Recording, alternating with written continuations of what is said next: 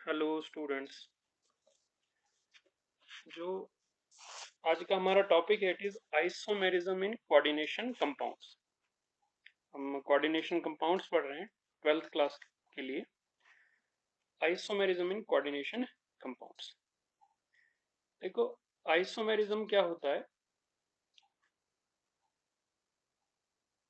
समझो एक आपके पास कोई कंपाउंड है या मॉलिक्यूल है, उसमें कोई कुछ एटम्स हैं अलग अलग एलिमेंट्स के, ए बी सी डी कोई एटम्स हैं अलग अलग एलिमेंट्स के। तो वो दो अलग अलग फॉर्म्स में रहेगा जिसका फार्मूला तो सेम होगा। जैसे अब मान लो, जस्ट एक एग्जांपल लेता हूँ, कार्बन डाइऑक्साइड ऐसे और हम मैं लिखूंगा ऐसे OCO, ऐसे ऐसे फार्मूला सेम रहेगा। किन्हीं कंपाउंड्स का फार्मूला सेम रहेगा, मगर उनमें जो स्पेशल अरेंजमेंट होगा, उनकी जो आपका बॉन्डिंग पैटर्न्स होंगे वो सब डिफरेंट होंगे, अलग अलग होंगे, मगर फार्मूला जो है वो सेम रहेगा। इसको आप आइसोमेरिज्म बोलते हैं। आइसोमेरिज्म हम डिटेल में जो है वो आपका पढ़ेंगे। यहाँ पे जो आपका टॉपिक है it is isomerism in coordination compound. Coordination compounds exhibit the following types of isomerism. आपने कुछ टाइप्स, मेनली आपके सिलेबस में दो टाइप्स हैं, structural isomers and stereo isomers. देखो, स्ट्रक्चरल आइसोमेरिज्म क्या होता है, जो नाम ही है इसका स्ट्रक्चरल, तो इसके स्ट्रक्चर में जो है वो फर्क होगा। क्या लिखा है, इन this isomerism isomers have different bonding patterns. Different types of structural isomers, bonding patterns different different होंगे, बॉन्ड डिफरेंट डिफरेंट बनेंगे। मतलब फार्मूला सेम होगा, जिसमें जितने एटम्स हैं वो सेम रहेंगे, मगर बॉन्डिंग जो है डिफरेंट होगी, अलग अलग बॉन्ड्स होंगे, अलग अलग एटम्स के बीच में बॉन्ड्स होंगे। लिंकेज आइसोमेरिज्म, लिंकेज नाम ही है इसका, link, linkage. This type of isomerism is shown by the coordination compounds having ambidentate ligands। हमने पढ़ा था ambidentate ligands क्या होता है, एक एग्जांपल हमने पढ़ी थी साइनाइड की, CN और NC। ambidentate ligands वो होते हैं जिसमें दो डोनर एटम्स होते हैं but only one donate at a time. जैसे इसमें कार्बन डोनेट कर रहा है और इसमें नाइट्रोजन डोनेट कर रहा है ये दोनों सेम, तो इनको आप बोलते हैं ambidentate ligands। तो लिंकेज आइसोमेरिज्म, अगर सी एन सी से जुड़ेगा तो ये एक तरह का आइसोमर हो गया, और अगर एन से जुड़ेगा तो ये दूसरी तरह का आइसोमर हो गया। This is linkage isomerism. Example क्या दी हुई देखो, CONH3 होल 5 NO2 और Cl लिखा हुआ है, एंड CONH3 होल 5 ONO और Cl। यहाँ पे एक और हमने एग्जांपल पढ़ी थी नाइट्रो और नाइट्रीटो, ONO और NO2। इसमें इसमें भी आपके दो डोनर एटम्स हैं, एक नाइट्रोजन है और एक ऑक्सीजन है, फार्मूला दोनों का सेम है NO2 NO2, मगर एक में डोनर एटम नाइट्रोजन है और दूसरे में डोनर एटम ऑक्सीजन है। तो ये दोनों कौन से हैं, एम्बीडेंटेड लिगेंड्स। इसमें ये लिगेंड जो है NO2 है, मतलब इसमें नाइट्रोजन जुड़ा हुआ है मेटल के साथ, कोबाल्ट के साथ अगर जो लिगेंड लगा है वो लगा है NO2, नाइट्रोजन से उसको जो है कोऑर्डिनेशन बॉन्ड बना हुआ है। मगर इसमें इसमें फार्मूला बिल्कुल सेम, 5 अमोनिया NO2, यहाँ भी ONO और क्लोरीन सेम है। सिर्फ यहाँ पे फर्क सिर्फ इतना है, कोबाल्ट के साथ जो डोनर एटम लगा है वो ONO लगा है, ambidentate ligand. This is known as linkage isomerism in which the having compounds having ambidentate ligands. Ambidentate ligands जिसमें होंगे उसमें ये तरह का लिंकेज आइसोमेरिज्म बनेगा। देखो नाम हम इसका लिखेंगे पेंटामीन, जैसे इसका नाम लिखा हुआ पेंटामीन। पेंटामीन हमने कल नोमेनक्लेचर पढ़ा था, 5 अमीन है तो पेंटामीन। नाइट्रीटो, इसका नाम क्या है, nitrito, pentammine nitrito, N cobalt 3 chloride, ये वाला pentammine nitrito, nitrito N cobalt और क्लोराइड। देखो इसमें क्या लिखा हुआ है, एन कोबाल्ट, अगर कोबाल्ट के साथ एन लगा है तो बोलेंगे एन कोबाल्ट, और यहाँ लिखा है ओ कोबाल्ट, और कोबाल्ट के साथ अगर ओ लगा है तो बोलेंगे O cobalt. Pentammine nitrito N cobalt chloride, और पेंटामीन नाइट्रीटो ओ कोबाल्ट क्लोराइड। या आप इसको सिंपली ऐसे भी बोल सकते हैं, इनको दोनों को नाइट्रीटो फॉर्म में लिखा हुआ है। अगर आप चाहें तो इसको आप सीधा नाइट्रो भी लिख सकते हैं, तब एन कोबाल्ट लिखने की जरूरत नहीं है। और अगर इसको आप नाइट्रीटो लिख सकते हैं तो ओ कोबाल्ट लिखने की जरूरत नहीं। मगर फिर भी अगर आप दोनों एक ही फॉर्म में रखना चाहें तो नाइट्रीटो एन कोबाल्ट और नाइट्रीटो ओ कोबाल्ट लिख सकते हैं। तो this is linkage isomerism. Coordination isomerism, next जो आइसोमेरिज्म स्ट्रक्चरल आइसोमेरिज्म आपका है वो है कोऑर्डिनेशन आइसोमेरिज्म। नाम है coordination. This type of isomerism arises from the interchange of the ligands between the cationic and the anionic complexes of different metal ions present in a complex. ये उस तरह के complexes में होगा जिसमें cationic और anionic दोनों complex ions होते हैं। देखो पीछे आपने देखा, देखो जैसे ये वाला है, इसमें सिर्फ एक complex है, जैसे ये ब्रैकेट के अंदर है और ये ब्रैकेट के बाहर है काउंटर आइन। इसमें ब्रैकेट के अंदर है तो ये SO4 ब्रैकेट के बाहर है, काउंटर आइन जो है वो ब्रैकेट के बाहर। मगर कुछ कम्प्लेक्सेस ऐसे भी होते हैं जिसमें कैटाइन भी कम्प्लेक्स आइन है और एनाइन भी कम्प्लेक्स आइन है। इनको बोलते हैं आप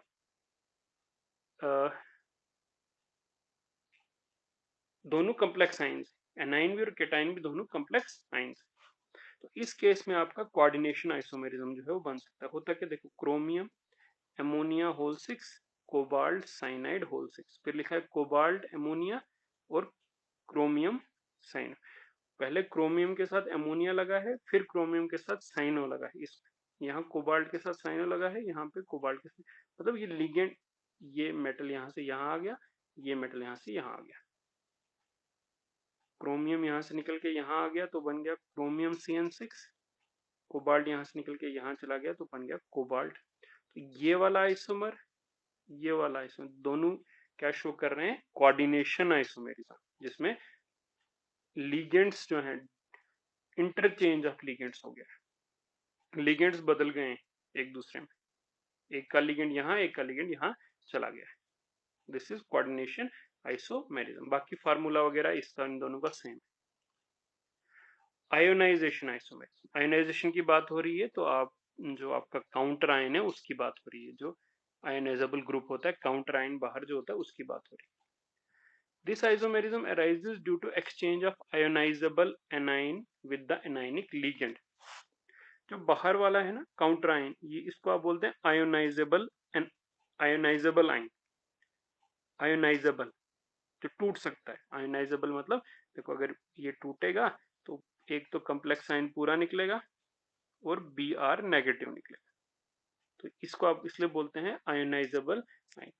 तो इस तरह का आइसोमेरिज्म जिसमें ये आयोनाइजेबल आयन जो है लीगेंड के साथ इंटरचेंज हो जाए, एक्सचेंज हो जाए, मतलब ये आयोनाइजेबल आयन अंदर चला जाए और लीगेंड अंदर का बाहर चला जाए, इसको आप बोलते हैं आयोनाइजेशन आइसोमर। देखो ये एग्जांपल लिखी हुई है, कोबाल्ट 5 टाइम्स अमोनिया और सल्फेट और ब्रोमीन बाहर है, मगर नेक्स्ट में क्या है, ब्रोमीन अंदर चला गया और सल्फेट बाहर आ गया।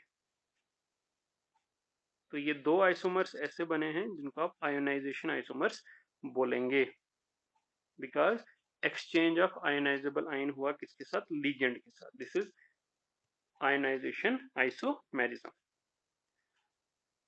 फोर्थ तरह जो स्ट्रक्चरल आइसोमर है, फोर्थ टाइप का, it is solvate isomerism.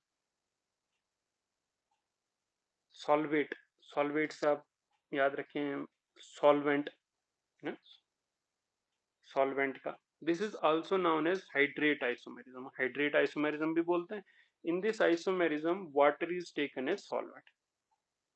It has different number of water molecules in the coordination sphere and outside।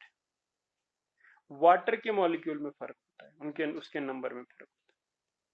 देखो ये वाला दिखा है CO वाटर होल 6 और क्लोराइड Cl3 लिखा है, और लिखा है COH2O होल 4 और Cl2। इसमें दो वाटर के मॉलिक्यूल बाहर निकल गए और दो क्लोरीन के मॉलिक्यूल अंदर चले गए एटम्स। यहाँ वाटर बाहर निकल गए तो ये 6 से हो गया 4, और वो दो वाटर कहाँ चले गए, ये 2 टाइम्स वाटर, और जो क्लोरीन 3 थे वो अब रह गया Cl, तो दो क्लोरीन अंदर चले गए। समझ लो एक्सचेंज, वो आयोनाइजेबल एक तरह का आयोनाइजेबल ये वाला ही है, बट वाटर इन्वॉल्व है इसमें, वाटर और दूसरा एनाइन इन्वॉल्व है बाहर वाला। वाटर पहले लिगेंड था, लिगेंड बाहर आ गया और काउंटर आयन अंदर चला गया। ये भी एक तरह का आयोनाइजेबल ही है, मगर इसमें वाटर इन्वॉल्व, इसलिए इसको सॉल्वेट आइसोमेरिज्म आपने कहा। तो ये हो गया आपका स्ट्रक्चरल आइसोमर्स, जो चार तरह के आपके स्ट्रक्चरल आइसोमर्स हैं। एक बार फिर मैं रिपीट करता हूँ, स्ट्रक्चरल आइसोमर्स मतलब बॉन्डिंग पैटर्न उसमें अलग अलग होंगे, बॉन्डिंग अलग अलग होगी, बॉन्ड्स जो बनते हैं कोऑर्डिनेशन बॉन्ड वो अलग अलग होंगे आइसोमर्स में। लिंकेज, लिंकेज में क्या होता है, एम्बीडेंटेड लिंक होगा। इसमें आपका जैसे नाइट्रो और नाइट्रीटो, कौन सा एटम मेटल के साथ लगा हुआ है, इसमें नाइट्रो लगा हुआ था, इसमें ऑक्सीजन लगा हुआ है, ये बना आपका लिंकेज आइसोमर। फिर है कोऑर्डिनेशन, कोऑर्डिनेशन में क्या देखना है कि दोनों आयन जो है वो कम्प्लेक्स होने चाहिए, लीगेंड्स के इंटरचेंज से ये बनता है, एक का लीगेंड इधर, इसका लीगेंड इधर चला, ये बनेगा आपका लिंकेज कोऑर्डिनेशन आइसोमेरिज्म। नेक्स्ट है आयोनाइजेशन, तो आयोनाइजेशन में आना चाहिए ना आपको याद कि जो आयोनाइजेबल काउंटर आयन है वो लीगेंड के साथ रिप्लेस हो जाएगा, लीगेंड बाहर आ जाएगा।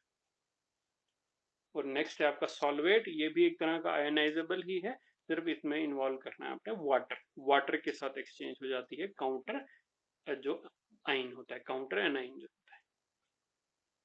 Different number of water molecules होते हैं inside and outside the coordination sphere. Next stereo isomers, stereo का मतलब होता है स्पेस।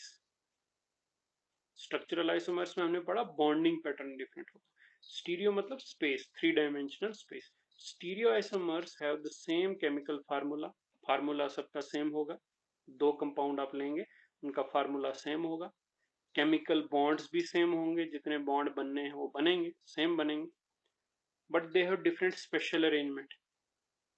स्पेशल अरेंजमेंट, स्पेशल है स्पेस, स्पेशल अरेंजमेंट जो है वो थ्री डायमेंशनल अरेंजमेंट अलग अलग होगा। ये भी आपके दो टाइप्स के हैं, ज्योमेट्रिकल आइसोमर्स और ऑप्टिकल आइसोमर्स। स्टीरियो आइसोमर्स की बात हो रही है जिसमें दो मॉलिक्यूल जो हैं, दो कंपाउंड जो हैं, उसके अराउंड जो ग्रुप्स लगे हुए हैं वो स्पेशल अरेंजमेंट में अलग अलग होंगे, मतलब स्पेस में उनका अरेंजमेंट अलग अलग होगा। क्या है geometrical isomers?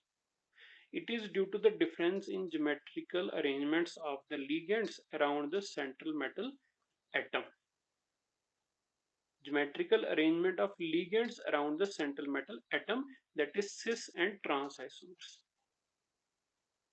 This isomerism is common in complexes with coordination number 4 and 6. किसमें होता है ये ज्योमेट्रिकल आइसोमर्स? जिसमें मेटल के साथ या तो 4 लिगेंड लगे होंगे या तो 6 लगे होंगे।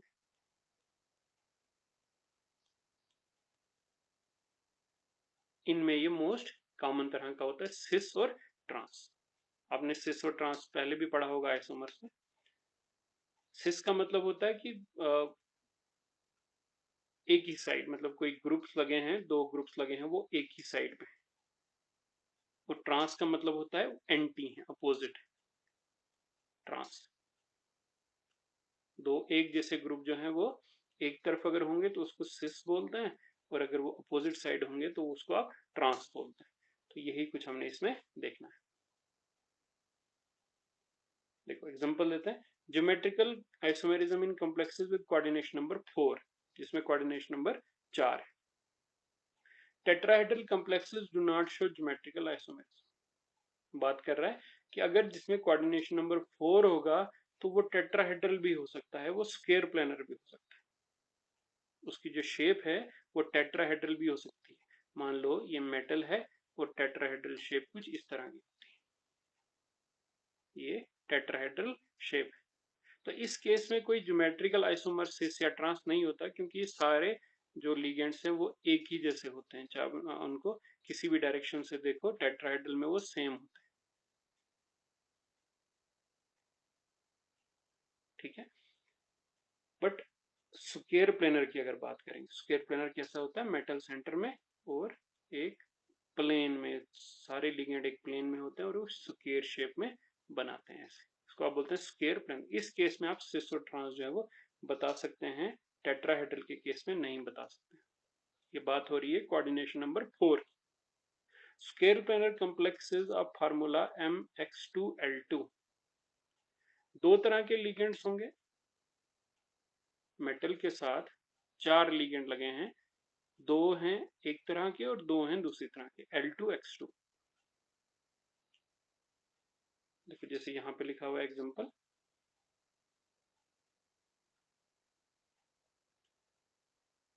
the two X ligands may be arranged adjacent to each other in a cis isomer or opposite to each other in a trans isomer। For example लिखिए, PtCl2 PtCl2 और NH3 होल 2। एमोनिया भी दो हैं और chlorine भी दो हैं। अब अगर ये एमोनिया एमोनिया दोनों एक तरफ आ जाते हैं, क्लोरीन क्लोरीन एक तरफ आ जाते हैं, तो इस तरह को सिस बोलते हैं। और अगर ये अमोनिया अपोजिट में जाते हैं, क्लोरीन भी अपोजिट में जाते हैं, तो इस तरह ट्रांस बोलते हैं। This is cis and trans. Mx2L2 type अगर लिगेंड होगा तो।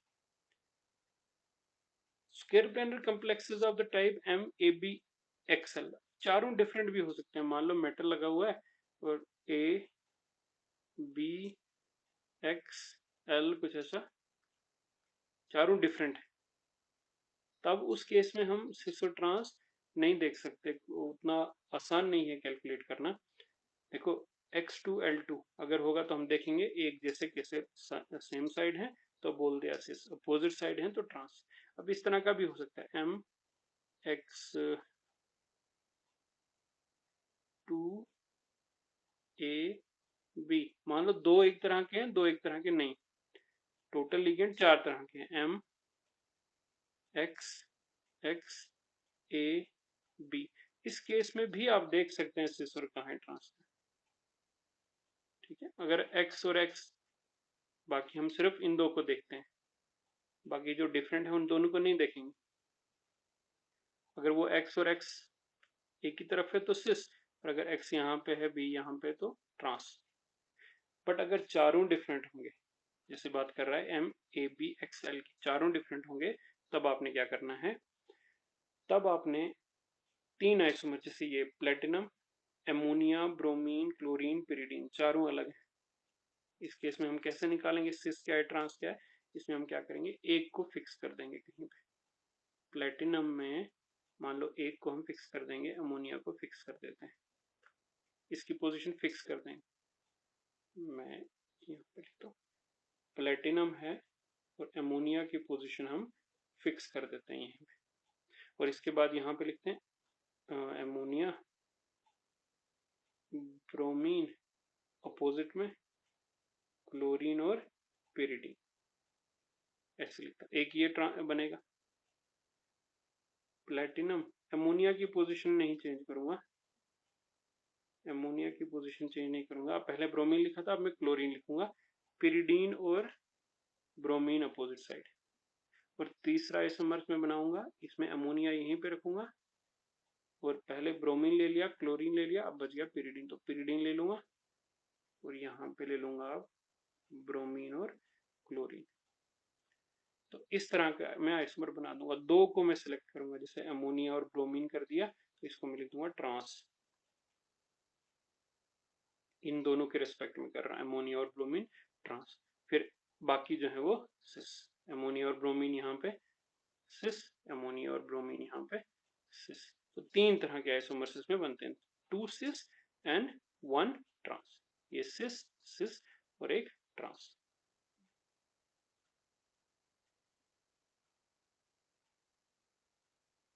ठीक है, तो ये आपका हो गया कोऑर्डिनेशन नंबर 4।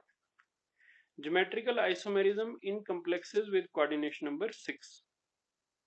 आप अपनी बुक में भी खोल के देखेंगे, उसमें आप कुछ फर्दर और एग्जांपल्स कर सकते हैं, उसमें आपको एक्सरसाइज दी हुई होगी, प्रदीप्स में देखें या कोई और बुक आपके पास जो भी है उसमें देखें, काफी एग्जांपल्स होंगी उसमें इस टाइप की। ऑक्टाहेड्रल, अगर जिसमें कोऑर्डिनेशन नंबर 6 होता है तो उसको ऑक्टाहेड्रल कॉम्प्लेक्स बोलते हैं, ऑक्टाहेड्रल कॉम्प्लेक्स। ऑक्टा मतलब 6 लिगेंड्स।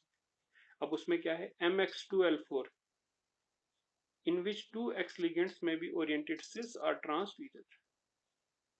X2 और L4, बस इसमें आसान है। X2 अगर साथ साथ में है तो आपका आ गया सिस, और X अगर अपोजिट है तो आपका आ गया ट्रांस। ये है आपका कोऑर्डिनेशन नंबर 6 में।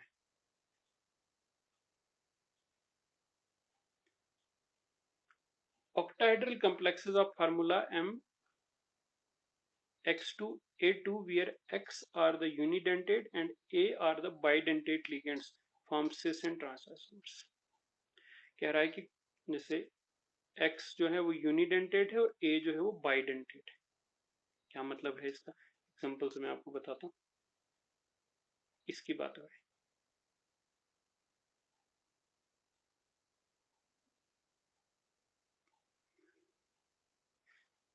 एग्जांपल दिखा है, जैसे कोबाल्ट, ये लिखिए कोबाल्ट Cl2 और En होल ट्वाइस।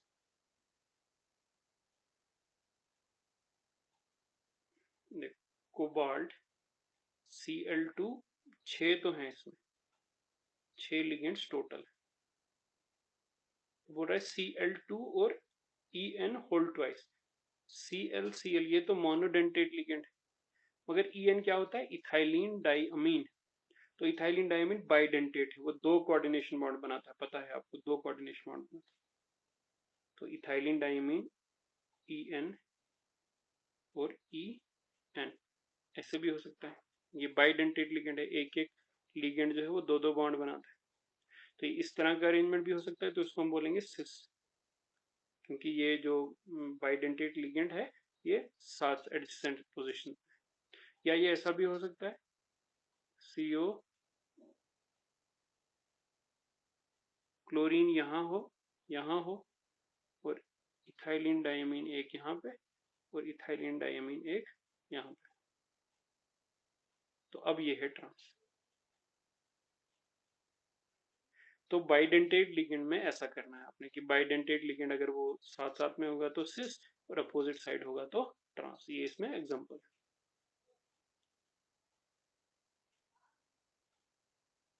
इसकी बात इन octahedral complexes of formula M A3X3 if 3 donor atoms of the same ligands occupy adjacent position at the corners of an octahedral face, it is known as facial.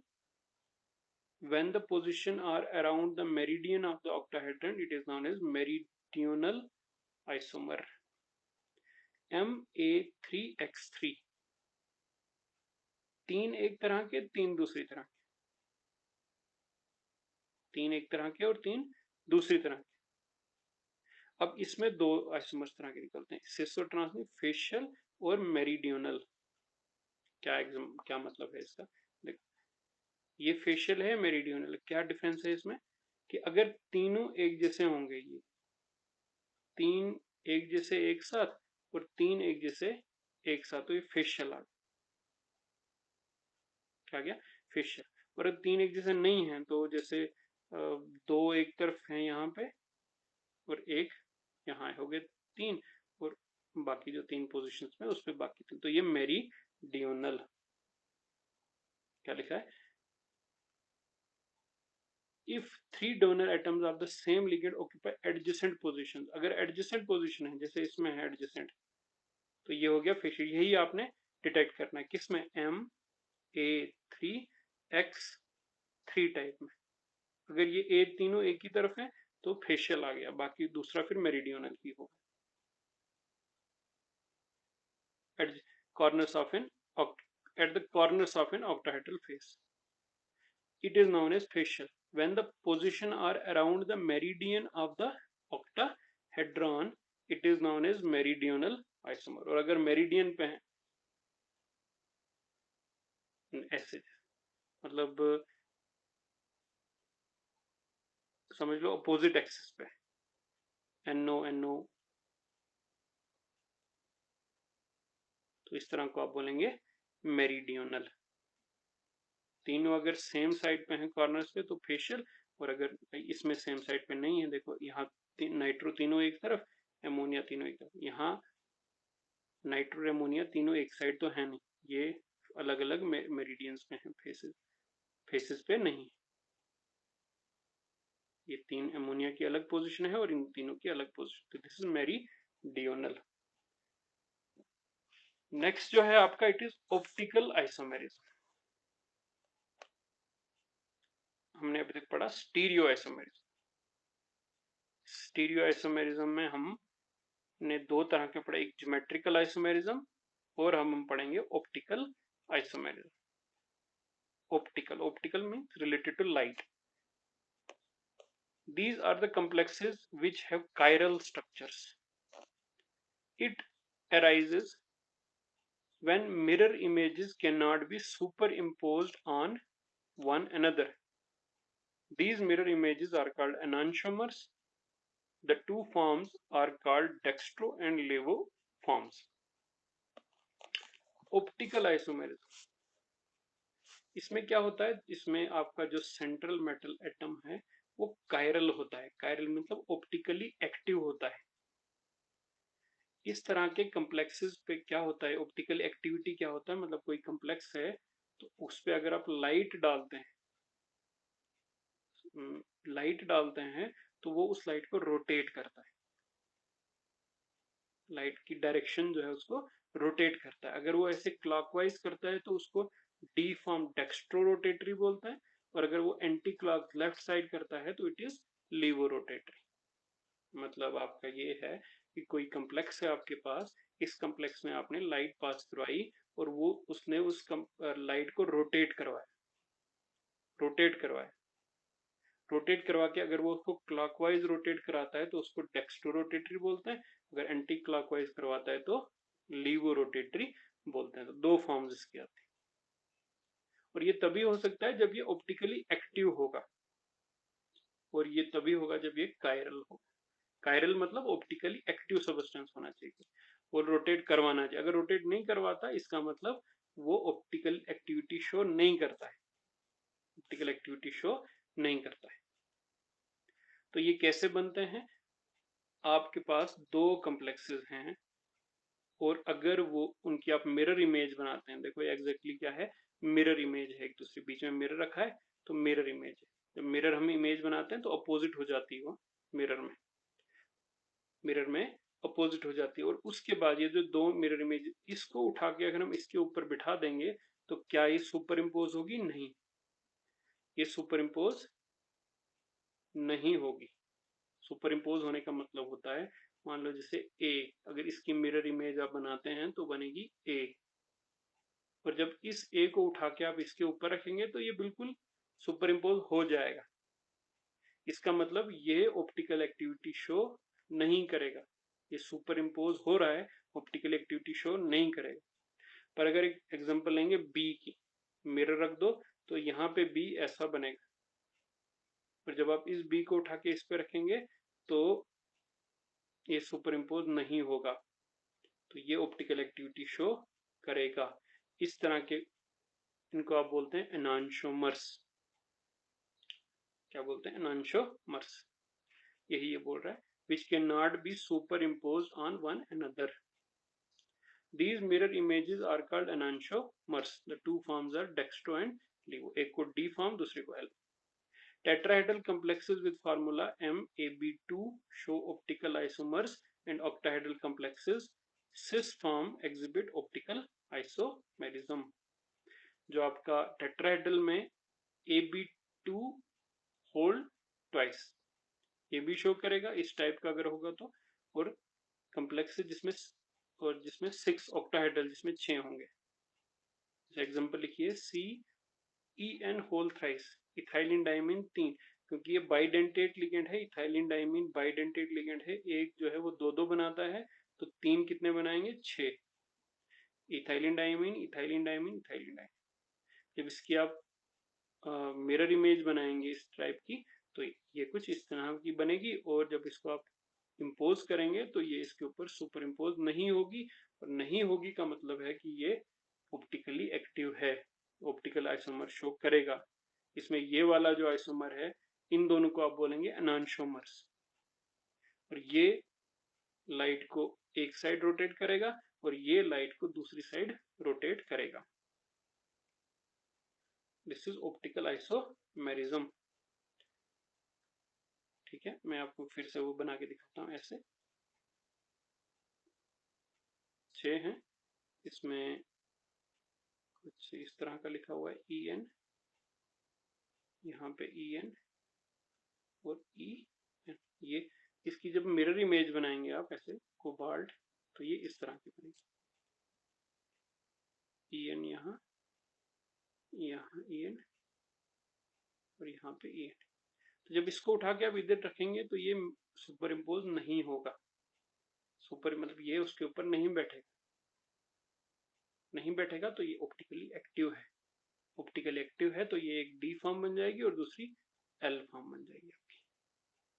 तो this is optical isomerism. तो ये दो तरह के isomerism हो गए इसमें coordination compounds में, स्ट्रक्चरल और स्टीरियो। स्ट्रक्चरल में फर्दर 4 तरह के हैं, लिंकेज, कोऑर्डिनेशन, आयोनाइजेशन और सॉल्वेट। और स्टीरियो में 2 तरह के हैं, ज्योमेट्रिकल और ऑप्टिकल। ज्योमेट्रिकल में आप सिस ट्रांस देखते हैं और ऑप्टिकल में आप डी एंड एल कॉन्फ़िगरेशंस देखते हैं। This is all about the isomerism in coordination compounds.